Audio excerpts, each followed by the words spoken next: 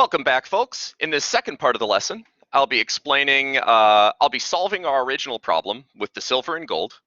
So we were told that 2 gold coins plus 5 silver coins is 54 fantasy dollars, and 5 gold coins minus 3 silver coins as change was 73 fantasy dollars. We're going to try to solve this equation, and after, I'll show you the geometry of these system of equations so you can see how many solutions they can have. Normally, they have exactly one. So here we go. I can use either method. I could use substitution or elimination.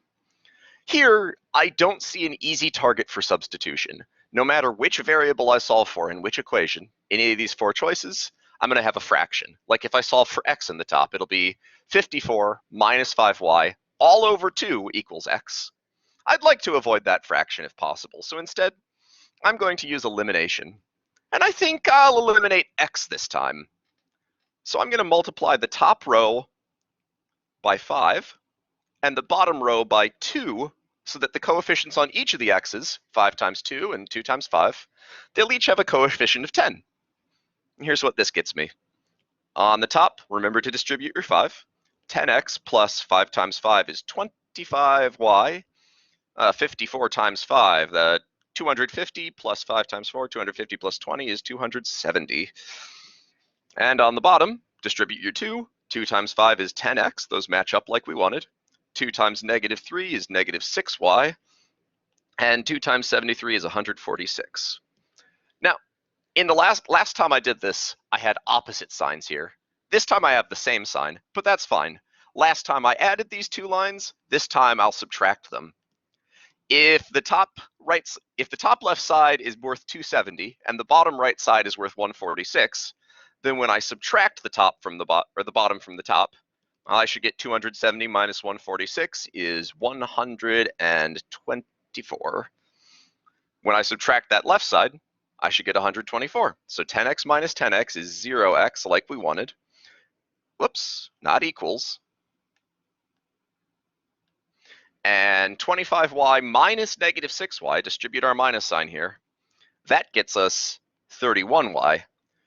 So we have 31y equals 124, divide both sides by 31, and y is 4.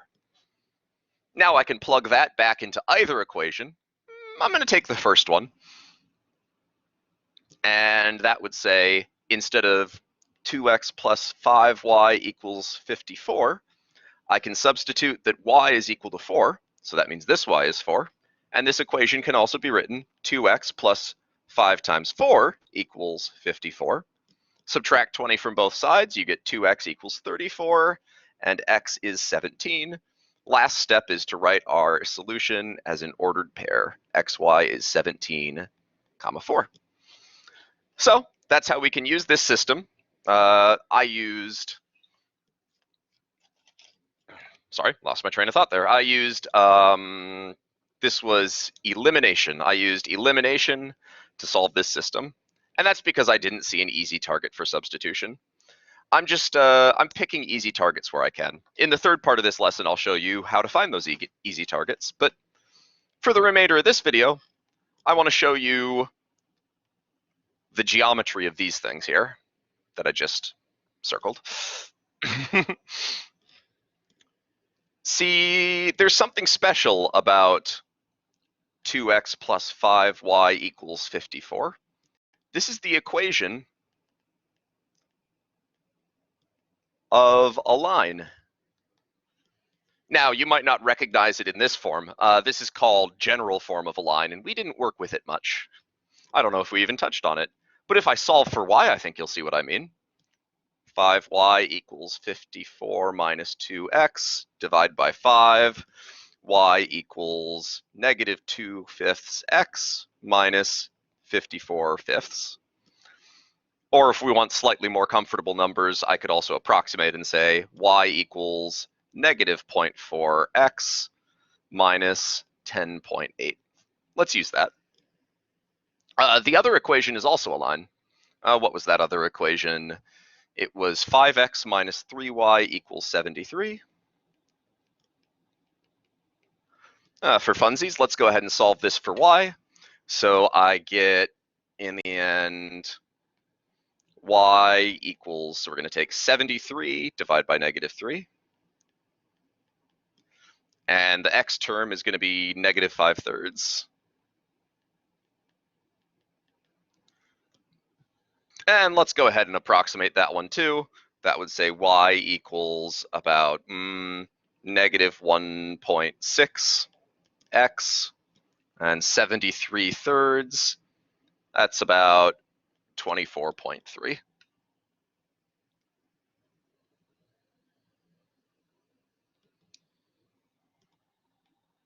This right here should be positive. So if you noticed that at home, congrats, you're faster than I am. The 54 was positive, and so it stays positive when I divide by 5.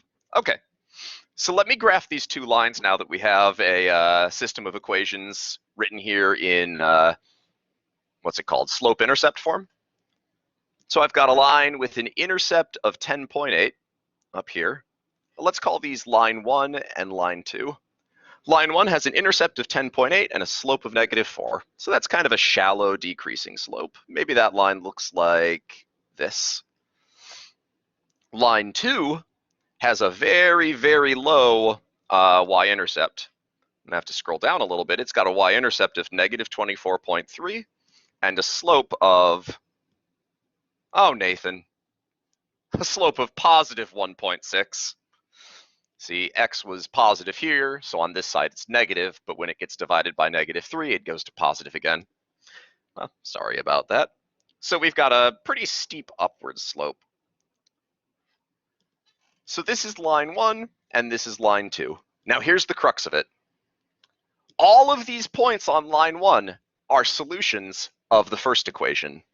If a point is on line 1, that means that it has to be true that 2x plus 5y equals 54. That was the definition of line 1. I just rearranged it to make slope-intercept form. So for every point x comma y on line 1, 2x plus 5y equals 54. Now, whether x is 0 and y is 10.8, or whether y is 0 and x is 27, or anywhere in between, every point on this line is a solution of the first equation. Now, in the same way, every point on line 2, every point x comma y on line 2 has for a fact that 5 of the x minus 3 of the y must be 73. That's the definition of line 2. So there's one special point right here. And what's special about this point is that this point is a solution. It's on line 1, so it's a solution of the line 1 equation. And it's on line 2, so it's a solution of the line 2 equation, which means it's a simultaneous solution of both linear equations. This is what we mean by a system of linear equations. The solution is the point where the two lines intersect. So, because lines only meet once, there is only one solution. So that's why I've been only getting one solution. Because most lines that you draw, they will cross, but they'll cross exactly once. Now, there are two other situations we could be in, and I want to show you those, and then we'll cut this video off and go on to the third. What other situations could we be in? Regular pair of lines, they meet once, so you have exactly one solution. But there's another situation we could find ourselves in. These are parallel lines.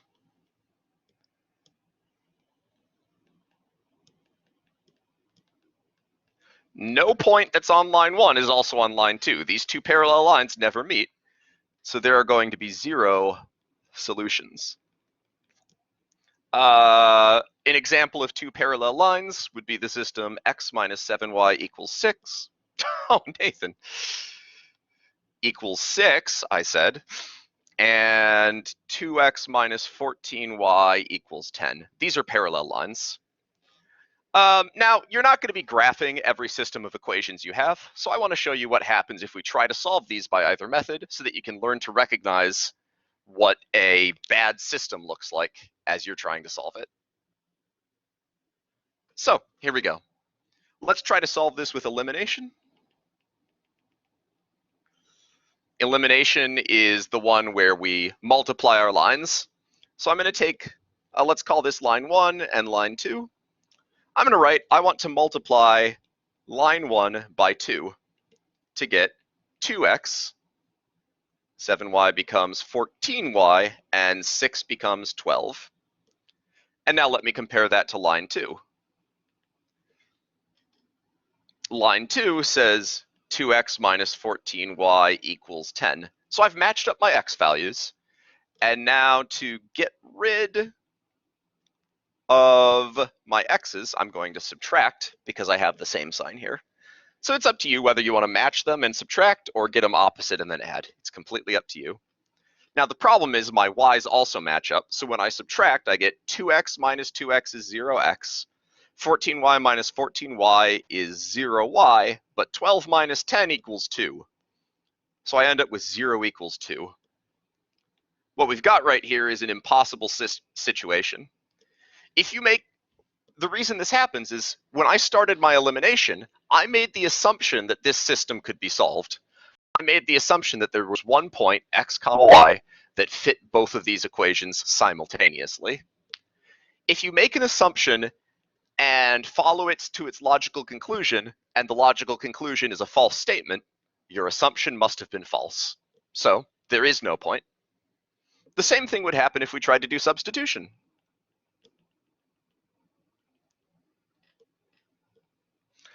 For substitution, that's where I try to solve one of the equations for one of the variables and then substitute that into the other equation.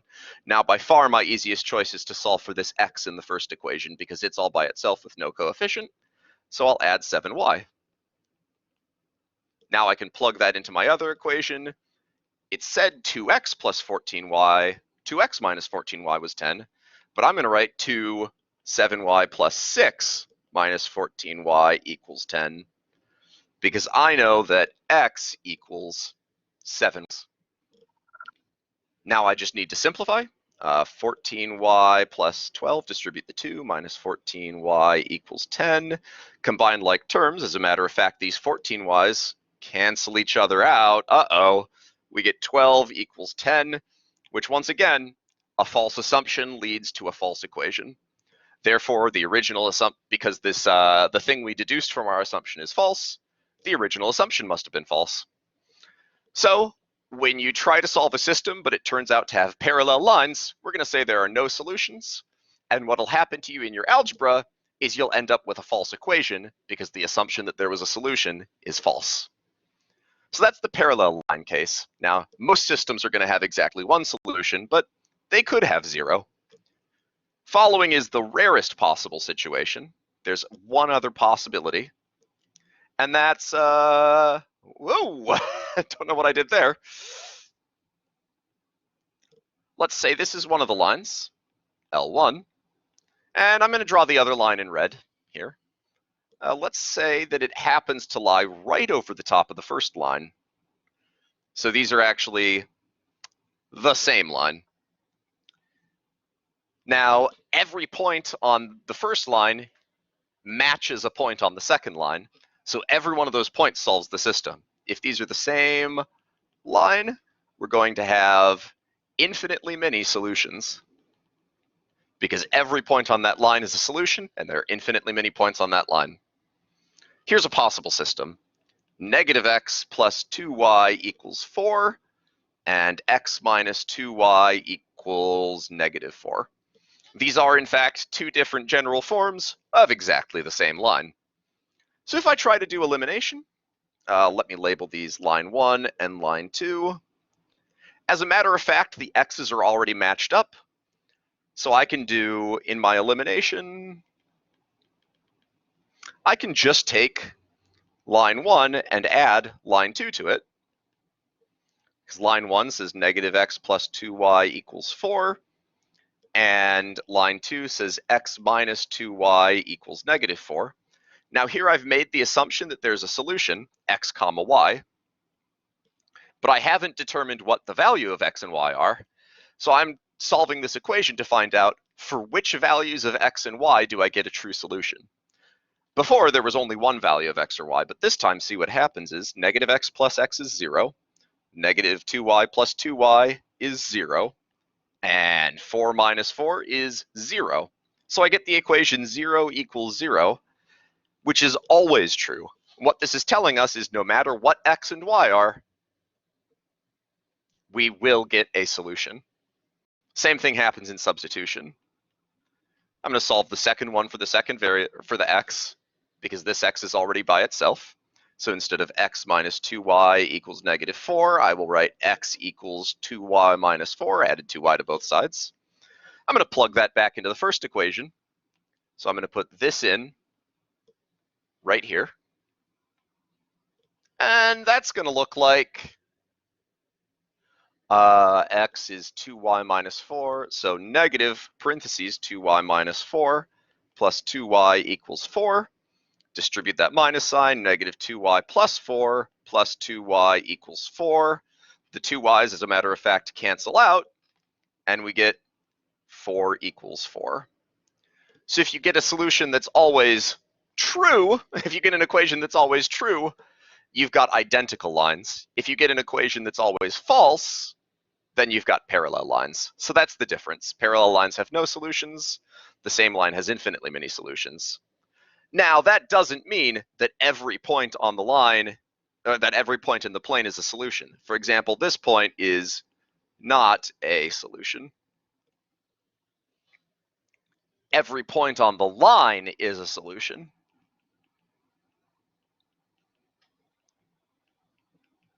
How do I write points that are on the line? What I'm going to do is take either one of these equations, doesn't matter which one, because really they're the same equation, just with a minus sign on it. So let me take negative x plus 2y equals 4. I'm going to solve that for y. 2y equals 4 plus x, y equals 1/2 x plus 2. Because this is an equation for the line, and so in my ordered pair, if my first point is x, I can pick any x for that first point. I can pick any value of x, and I'm always going to get a value of y, and that value of y is always going to be half of the x I picked plus 2. So for example, 4 comma 2 plus 2, 4 comma 4 is a solution, or 10 comma 5 plus 2, 10 comma 7 is a solution. Any point of this form is going to be a solution. So this is how I will ask you to write your solutions to systems with infinitely many. That concludes the second part of our lesson. In the third part, I will teach you some good ways to decide which method to use, and I'll also show you what happens if you have 3 variables instead of 2. And finally, I'll show you an especially tricky application.